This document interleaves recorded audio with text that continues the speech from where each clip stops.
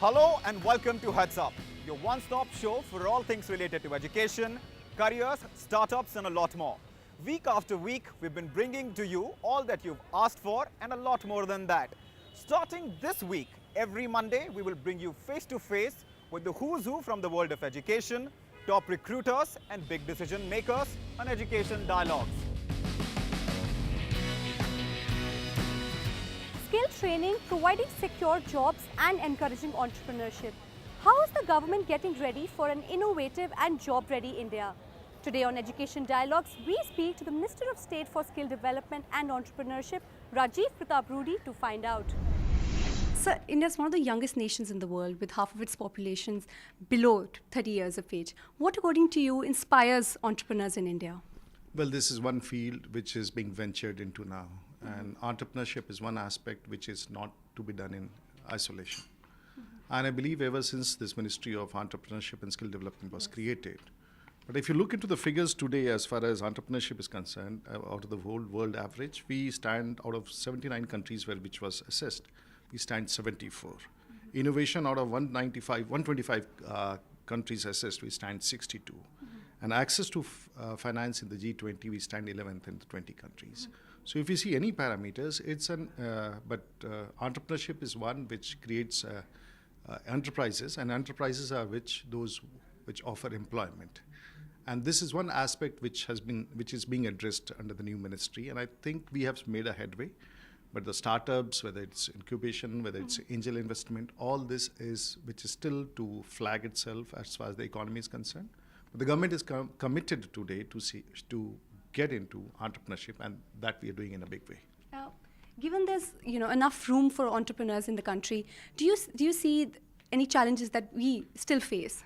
Yes, when we're talking about demographic dividends, when you're talking about the huge youth force which is in this country, and we're talking about talents, this is a challenge which has to come, and we have to match this requirement with government support. And I think Government of India, Mr. Modi's government, is all keen to see that entrepreneurship and innovation becomes a part of the industry. What are your views on social entrepreneurship? It's definitely social entrepreneurship so far is committed to government or philanthropic organizations, but a new innovation in social entrepreneurship, which is for profit but for social innovation, is a concept which I'm here for today. Any plans to encourage entrepreneurship in women? Well, that's a part of the whole scheme, and women is important for the entrepreneurship and skill development.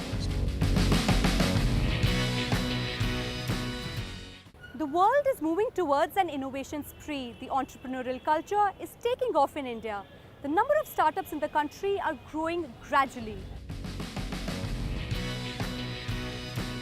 That being said, there's still a lot of factors which pose challenges to the growth of entrepreneurship in the country. And at this point in time, the important question to ask, are India's young ready to go that extra mile to kickstart their startups? Back in the studio, Natasha Jok finds out.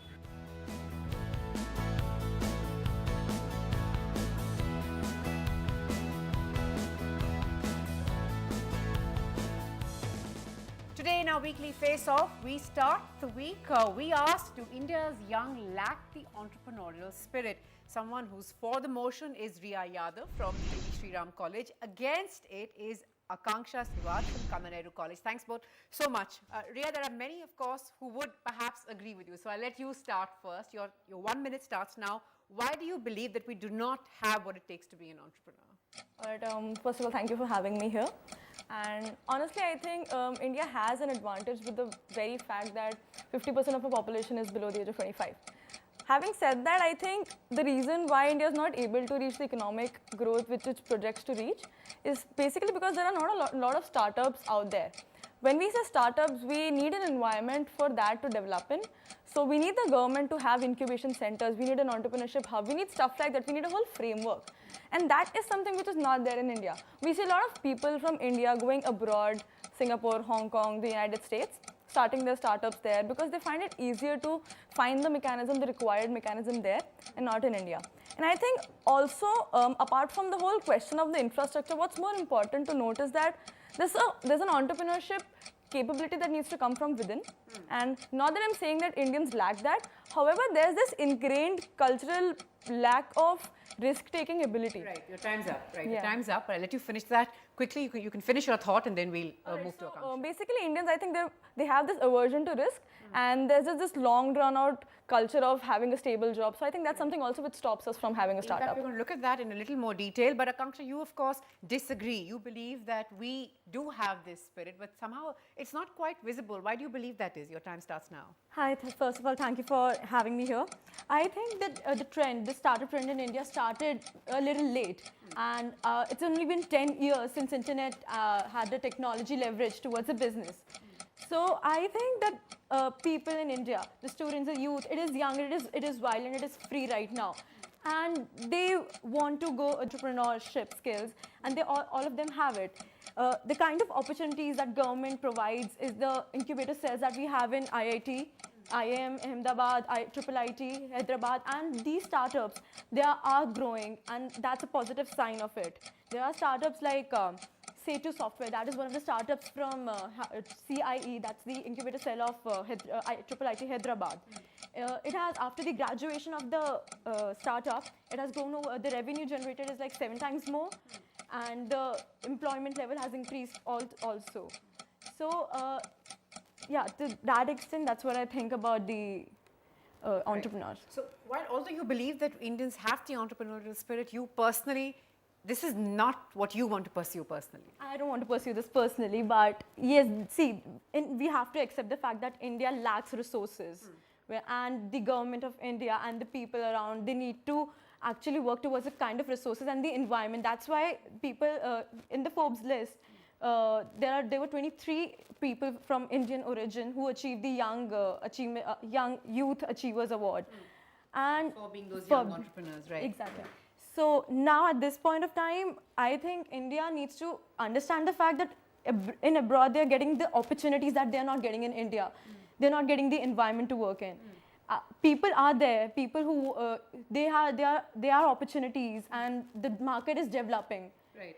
And still, but people still are going outside just because of the lack of resources and opportunities. We actually have an interesting situation where you believe that we do have the entrepreneurial spirit, you're not lacking, you believe they lack, yet you don't want to be an entrepreneur and you actually do. So this is actually is quite an interesting mix, and somehow the tables seem to have turned fairly quickly. But why do you want to get into entrepreneurship, even though you believe that most Indians perhaps lack it for a whole host of reasons? Okay, I think I've been asked this question a lot of times, and I think I have this answer rehearsed probably. But yeah, I think the very basic reason why, I want to have my own venture or become an entrepreneur is basically to have the satisfaction of making a difference. And as cliched as that may sound, but when you have your own venture, you have the power to actually create something.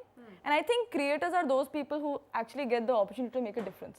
So to actually put the youth of India into some meaningful activity and not have them philander. And so basically I think entrepreneurship is also something which will actually start the whole cycle of this economic development which we talk about. I mean, we've projected our growth rate at 8% for the next financial year, and I really don't think that's happening if we don't have a lot of startups. In fact, I do have stats here. A report by Yash Saxena in academia.edu says 15 lakh, that's the number of technology students that graduate out of India each year. 150, that is typically the number of startups that get funded in India every year. So there you can see the big gap in why these students are either reluctant or unable to get the opportunities that are needed. Now, you mentioned the Forbes list, that has all those mostly Indian American youngsters around the age of 30 that are on that list. How do you explain that Indians doing better abroad? Again, does it come back to opportunities? It does come back to opportunities, and right now, in the present scenario, India, the Indian institutes are giving the opportunity to the students. In CIE, again, I'll talk about IIT Hyderabad. According to their data, after every 6 months, 20 teams of people come to the incubator to lease the incubator. And these people, the heads of the incubator cells, they not only help them with the finances and infrastructure and the environment, but also help them with the legal and business solutions. So India, at a certain point, it is upcoming right now. And the new generation is free to experiment when it comes to that. We have nothing to lose. While the established entrepreneurs, they'll think 1,000 times before investing in a certain, project. When it comes to youngsters, we the youth, we can easily experiment with the out of the box ideas. So like one of the ideas from the Triple IT Hyderabad is the Clap One idea. So these people, they have created a Clap One, there's a site, and you select the particular. Time's up, but I'm going to let you finish that. Yeah, go ahead. So they basically select the particular dress that a actress or actor wore in some movies, and then it collects the information from all over the world, the data, and then it tell you from where you can buy those things. Right. So, Can I add one thing? yes, small of point? course, you must. Sure. So I do agree, like we have all these amazing incubation centers at elite institutes like IITs and IIMs. But having said that, that's what they are, elite institutes. I mean, when you talk about entrepreneurship, it needs to happen at the grassroots level.